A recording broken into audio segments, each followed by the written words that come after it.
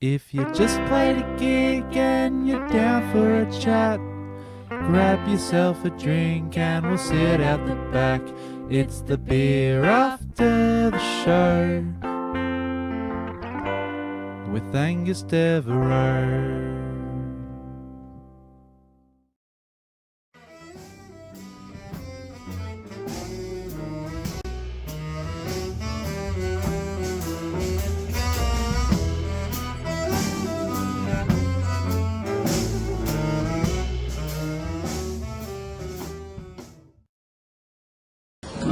Hello, I'm here with Liam Baillie, who's just played a set at the Tramway Hotel in Fitzroy North. Last time I saw you play under Baillie's Bazaar, it was at Bar 303 almost 2 years ago. Yeah. When you played tonight, it was very different. I liked it a lot. Less singer-songwriter and a bit more of an instrumental feel. How did your style evolve over that time period? Well, at the time of the Bar 303 set, I was mainly playing viola and writing songs, and sometimes I'd play them and sing, but I basically just started going to like fiddle camps. Yeah. I went to one around here in like East Warburton, and that I grew up on like old time like traditional Scottish and Celtic kind of fiddle music, and then I kind of, for whatever reason, I don't even know, kind of stopped listening to it, and then that really brought me back in touch with it, and I bought a fiddle probably 18 months ago, 17 months, no, what's 12 plus 14 months ago, Yeah. In like September, and I just started learning all these Scottish tunes, started learning these old-time tunes. I managed to go to Slovenia and go on this big trip where a bunch of musos from around the world came, and we played different kinds of traditional music from different cultures. So there was Bulgarian, Swedish and stuff, and I just really enjoy blending all of that into like one sound. So that's kind of been the journey so far. It's just hyperfixation. It's really cool. So, were you brought up around fiddle music? So, who was playing that? Your parents? Your friends? No, fuck no. My parents were playing like Muse, and they had great taste. But we basically, I don't know if you know Woodford Folk Festival.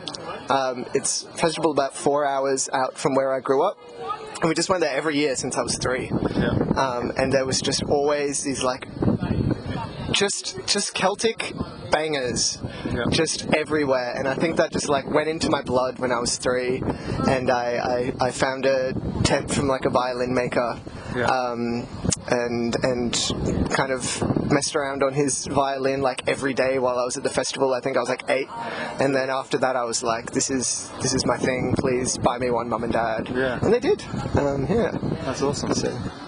So, has your band had any updates since that gig, or I noticed your drummer's a real powerhouse. Yeah, Aiden's the best. He only gets better as his hair grows. I hope he doesn't shave it down again. But yeah, we got Anton on double bass, was the newest one. Yeah, before it was very like chamber music-y, and didn't need like a lot of bass, but to be honest, Aiden just peer pressured me into getting a bass player, and I love Anton. He's like one of my best friends now. They all are, so I was so happy to get him on board. He's so good. Yeah. Yeah. And the thing is, getting people from like, Aiden does rock, Kobe and Anton are like real jazz heads, so is Aiden as well, and Shao's an amazing classical player. So getting these people from different like points in like musical worlds, and then like bringing them to something that's completely unrelated to all of those, and like getting them to have their voice and come at it from that perspective is like so fun to see what happens as well. That's awesome. So, what do you think has been the catalyst for change in your music over the past few years? Because I've noticed it's changed a lot. I think I just get really bored really easily, and when I discovered like the richness of traditional dance music from like different cultures, that kind of saves the boredom, because as soon as I'm like get sick of playing all these like Scottish tunes, I can go down a rabbit hole and delve into like Bulgarian tunes, and then when I get bored of that I can go to old time and then come back to and like hop between these ones, and each they're all so rich and varied and have like in like huge languages that have like developed over thousands of years. Cool. hundreds. Let's be realistic. Yeah. So that, I think it's just me curing my boredom. Very cool. Have you been listening to anything recently? What have you been listening to? Today, I was listening to Pauline Oliveros. I listened to her record, The Wanderer, and I got her book in the mail today called Deep Listening. She was an amazing experimental composer in the 60s, like experimental electronics, and she made a lot of sound meditations and pieces where, like, the direction was like, you get, some of them were for like 30 accordions, because she was an accordion player. You get a bunch of people and you sit around in a space and you all play a note, and then you play a note that you heard someone else play, and then you play a note that you didn't hear anyone else play, and then you like alternate between those and create these kind of like environments of beautiful deep listening, and that's like so amazing for me. That's really cool. So I'm getting into her at the moment. Awesome. So I really liked your set tonight. It was awesome. Do you have any plans on recording any of your music?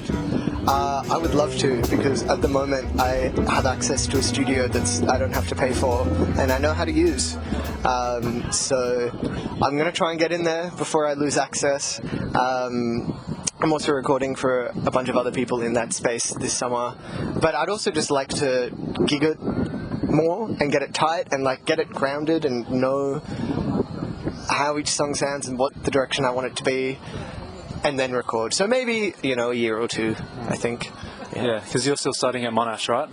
I am still studying at Monash, and I should use this platform to be vocal about their stance towards Palestine and funding weapons companies that kind of sell weapons to the Israeli forces.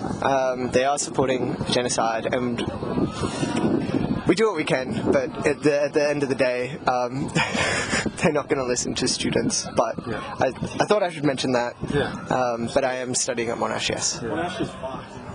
Yes, that's true, Glancy. All of them, they're far the most fun. They're pretty. They're really bad. Yeah. Has studying composition at Monash, has that influenced how you've approached music? Yes. I got very lucky. The people who take the course are just like very supportive of like everyone doing their own thing, but they just listen so widely and they know so much music that just like blows your mind. Like every week I went in there and one of them would be like, listen to this, and it's like an insane like atmospheric electronic like glitch piece, or like some crazy big band atonal piece, like the most mind expanding stuff. And even if I don't take all of that back to what I do, it's great to have that like expansion of what music is, and how different people practice it. Absolutely. I've noticed you've have a connection to plants and nature in your music. You seem to name a few compositions after plants. You've got a tattoo of a murnong. Yes. Did your upbringing influence your relationship with nature? I grew up in the hippie capital of Australia, Lismore and Nimbin. Not in either of the towns, just on a kind of road that was near them. So growing up around a lot of... You kind of had three choices of like the crowds you hung out with, and that was like really old hippies, fourth generation bogans, or like ice addicts. So I fell in with the hippie crowd, thanks to my parents as well. And there's just so much beautiful country out there, and connection to country as well is becoming more of a thing. And that's really nice to see, and something I'm trying to work on as well, particularly. Yeah. Final question. What direction do you see your music career going in, or what direction do you want it to go in? Fuck knows, man. I'm just trying to take it one step at a time, and like... festivals, if I can play at festivals, as long as I just keep playing things that like I'm excited about with people that I'm excited to play with, then I'm so happy. That's my number one goal at the moment. That will hopefully continue to be my number one goal. I have no ambitions apart from, as long as that's my core, I'm happy with whatever I'm doing. Yeah. Awesome. Anything else you'd like to add? I feel like I should say something witty here, but I really can't think of anything. I guess props to you, Angus, for like doing this. This is a really cool, cute idea, and yeah, I like to think of like people who don't know anything about, get up close, anything about this scene, like just coming across these like 30 years later and being like, who are these people? That seems like, what a cool scene. So you fucking carrying it, and you're doing the Lord's work. I really appreciate it. Well, it's the first one. We'll see how it goes. That was Liam Baillie. You were the first one. Oh my god, it's all uphill from here. Absolutely. Well, that was Liam Baillie from Baillie's Bazaar. Check him out. Some music coming soon, I think. Woo.